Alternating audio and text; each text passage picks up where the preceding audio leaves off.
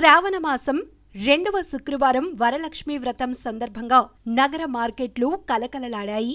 గురువారం ఉదయం నుంచి పూజా సామగ్రి కొనుగోలు కోసం ప్రజలు రావటంతో మార్కెట్లు కిటకిటలాడాయి. దీంతో రద్దీ తీవ్రంగా ఉండటంతో ట్రాఫిక్ సమస్య తలెత్తింది.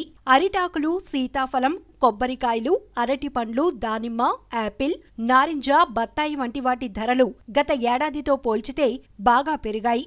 కరోనా మహమ్మారి తీవ్ర స్థాయిలో ఉన్నప్పటికీ వ్యాపారస్తులు దుకాణాలను విరివిగా ఏర్పాటు చేశారు. దీంతో పెద్ద ఎత్తున కొనుగోళ్లు జరగటంతో తీవ్ర రద్దీ నెలకొంది. మరోవైపు కరోనా అతి వేగంగా విస్తరిస్తున్న వేళ మార్కెట్కు రావాలంటే చాలా మంది వెనకడుగు వేస్తున్నారు. శ్రావణ మాసం రెండవ శుక్రవారం నాడు వచ్చి వరలక్ష్మి వ్రతం మహిళలు ఎంతో నిష్ఠగా ఆచరిస్తుంటారు. ఒకవైపు కరోనా మహమ్మారి భయం ఉన్నా మరోవైపు వ్రత సంకల్పం కోసం పూజా సామగ్రి కొనుగోలు చేసేందుకు మహిళలు పెద్ద సంఖ్యలో మార్కెట్లకు చేరుకుని కొనుగోళ్లు చేశారు.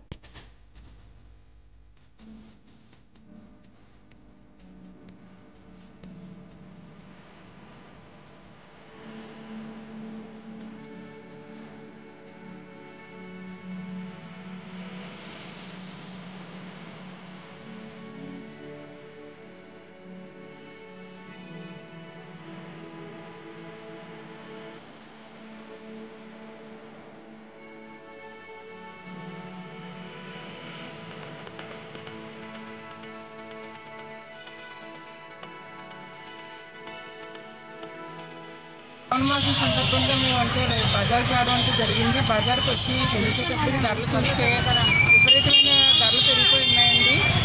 దీని మేరకు ఏం చేయాలో అర్థం కావట్లేదు. అంటే మాకు కూడా జీతాలు అవి రాకపోవడంతో మహిళలు కూడా కొద్దిగా ఇబ్బంది పడుతున్నారు. ఈ రేట్ల కొరకు కూడా